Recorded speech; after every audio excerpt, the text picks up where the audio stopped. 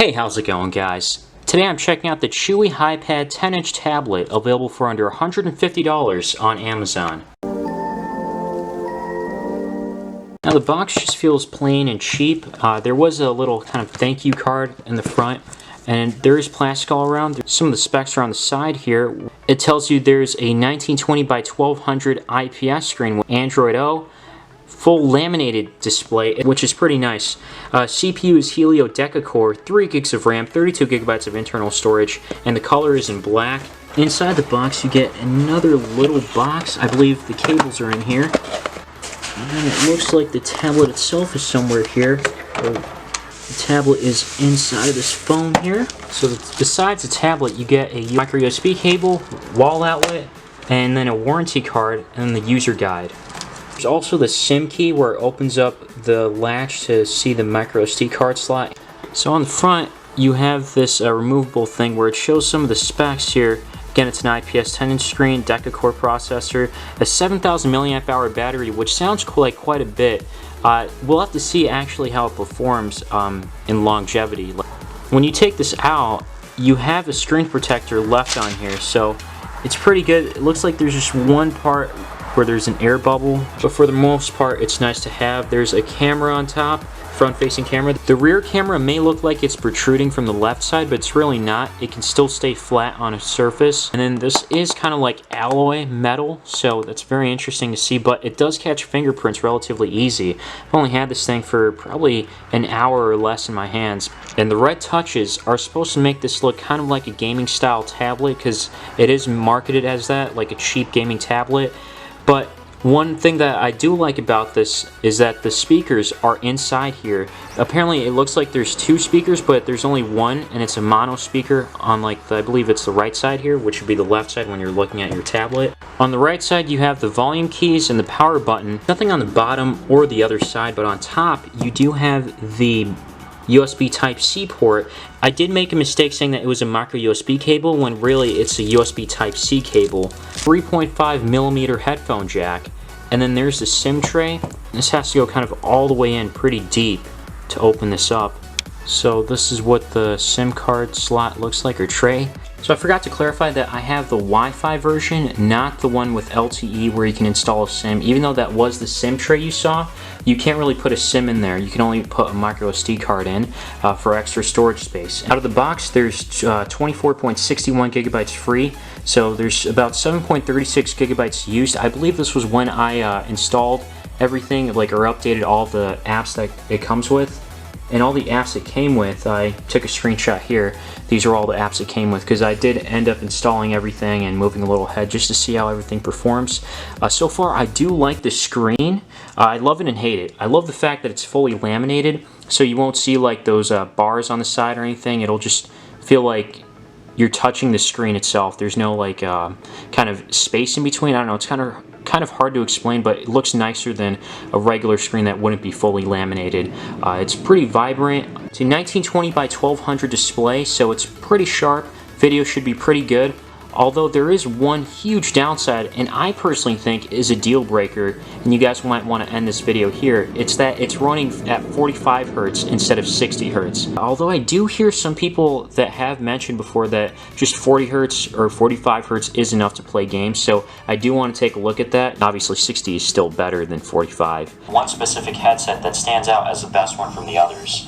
That's because this is my video I watched in 1080p. The speaker actually wasn't as bad as other tablets I've tested at around $100 or less. Probably shouldn't really expect much. Probably notice the fingerprints on camera. Definitely in person you'll be able to see them better. So that it is fingerprint prone, or you are prone to seeing fingerprints on there. Another thing is that when you put this flat down on the surface, this will wobble around a little bit because it's not fully flat on the back. Because again, of that red accent area, it kind of just like, there's like that slight bump. Another thing about the screen is that it gets relatively bright, and this is actually at max brightness. So it's at max brightness, and I tried going outside, and you really can't see this outside in sunlight, direct sunlight too. If it's a cloudy day, you probably have a better shot at seeing something, but yeah, you really can't use this outdoors nonetheless. Now here's something nice and something I'm confused about. When you're watching a video and you tend to go to the home screen or whatever, you can still open another app if you'd like, because there is 3 gigs of RAM. I'll have the rest of the specs in the description and the listing of the product itself. So I can go in here, let's go ahead and go into calendar, and I can have the calendar open and the video playing on the bottom. I'm trying to figure out how to do split screen. Apparently I'm not able to, or I haven't figured it out yet, at least. If there is a way, I'll let you guys know in the description, but so far it looks like you might not be able to do it, even though there's 3 gigs of RAM. I mean, obviously you have that video down there, but if that's as much as you can do on here, that's a little disappointing. Another thing I noticed is that sometimes when I move around, things don't feel completely smooth, especially when I'm maybe going a little faster. I'm not sure if that's because of the 45 Hertz. It might be a little limiting.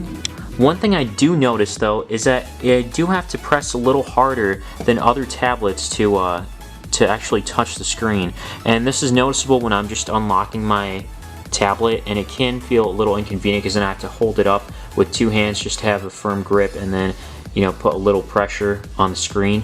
Otherwise I wouldn't be able to just unlock it with 1 hand, finger, just laying flat.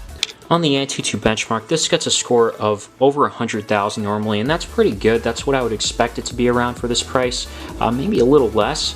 And the specs are here on Mali T880.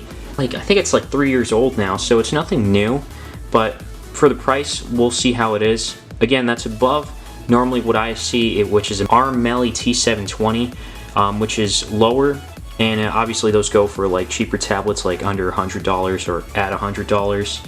On the Geekbench 4 score, it gets a single core score of 1800, 1805, and then multi-core score is 4285. And in comparison, this would be around the Galaxy S7 range, and then multi-core score is it's better than the original Pixel that had the Qualcomm Pro A8 Snapdragon 821. I like to say that benchmarks are one thing, performance is another. Like I said, with the performance, it's like it feels a little slow sometimes, and I'm not sure if that's exactly because of the processor. I would highly doubt that. I think it might be more so because of the screen. 45 Hertz is somewhat limiting. I took 2 pictures outside here, and I gotta say the camera is better than I expected.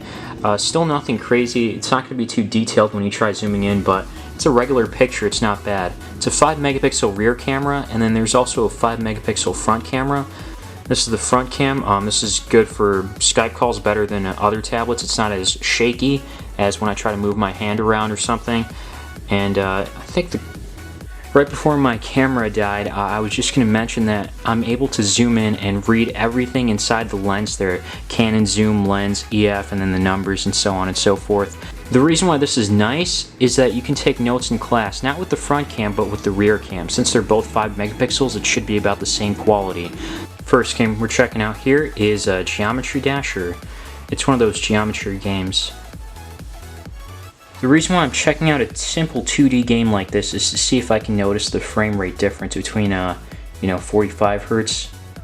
So far it doesn't seem like it's that big of a deal. It's not really that noticeable on a 2D game like this. Next game here is Fruit Ninja. So far it looks pretty much alright. It looks relatively smooth.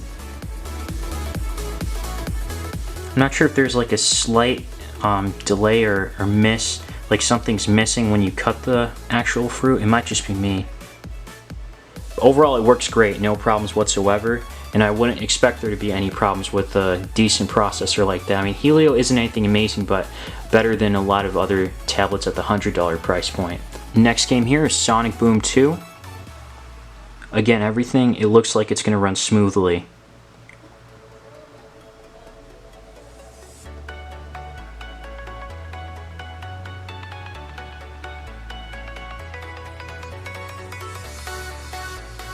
Yeah, everything's running great.